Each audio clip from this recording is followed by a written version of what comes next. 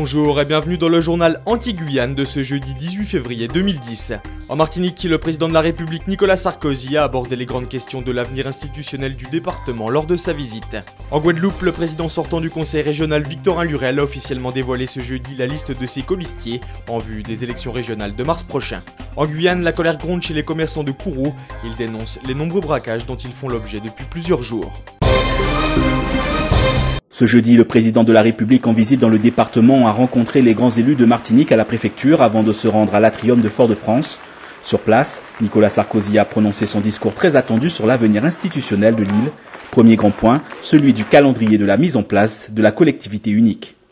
Première question, le calendrier.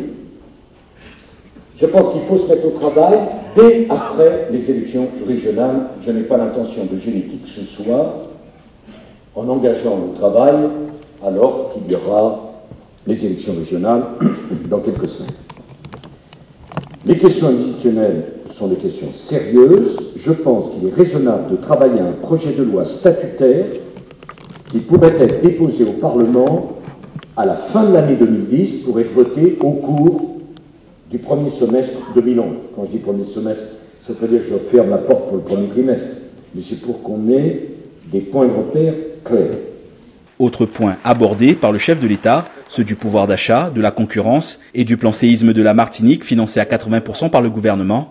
Nicolas Sarkozy semblait regretter que tous les fonds alloués dans ce domaine n'aient été utilisés par le département au vu de la catastrophe d'Haïti. Il a aussi rappelé que l'État accompagnait les communes les plus pauvres dans cette démarche. Dans les grandes lignes, c'est un message à la responsabilité qu'a lancé le président de la République à la population martiniquaise. À maintenant un mois des élections régionales, Victorin Lurel a officiellement présenté ses colistiers ce jeudi après avoir déposé sa liste le 15 février. Le chef de file de Tous pour la Guadeloupe a fait table rase des divergences qui subsistent au sein de son propre camp pour adresser un message fédérateur basé sur une équitable répartition de la richesse produite. Le président sortant assure avoir tiré des enseignements des événements sociaux du début d'année et préconise des compétences nouvelles au service de la collectivité régionale. Conserver la tonalité de la liste.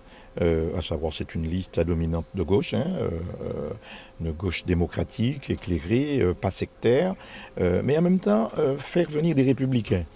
Compte tenu de ce qui s'est passé pendant 44 jours ici, c'est quand même une société civile qui s'est mise debout, c'est l'expression de souffrance, c'est une expression qu'il fallait prendre en compte, à mon sens.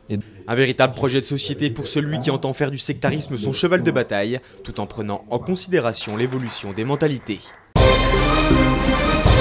Un incendie s'est déclaré peu après 17h sur le boulevard Général de Gaulle à Fort-de-France, alors que déambulaient les groupes à pied et les chars du Carnaval 2010.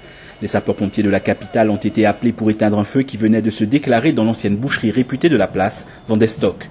Pour une raison encore inconnue, les flammes se sont vite propagées dans la bâtisse vieille de plusieurs dizaines d'années, tandis que plusieurs spectateurs étaient postés non loin du site afin d'assister à la parade de mercredi des Cendres. Les policiers qui sont arrivés les premiers sur les lieux ont rapidement installé un cordon de sécurité afin d'éloigner les badauds qui se pressaient près de l'habitation au feu. Heureusement, aucun blessé n'est à déplorer, mais il ne reste plus grand-chose de ce local inhabité, alors que la pharmacie située près du site a été légèrement touchée.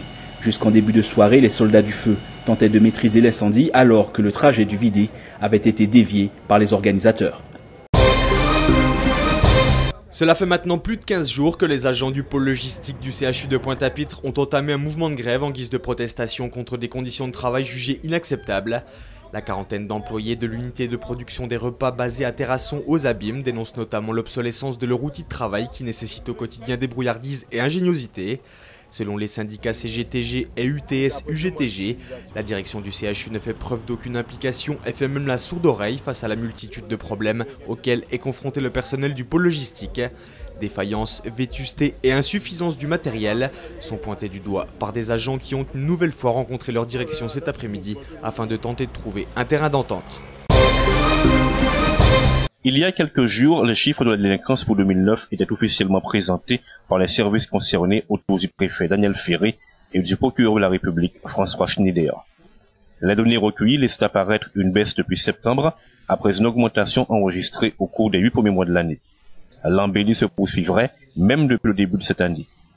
L'Union des commerçants libéraux et artisans de Kourou ne semble pas partager ce sentiment.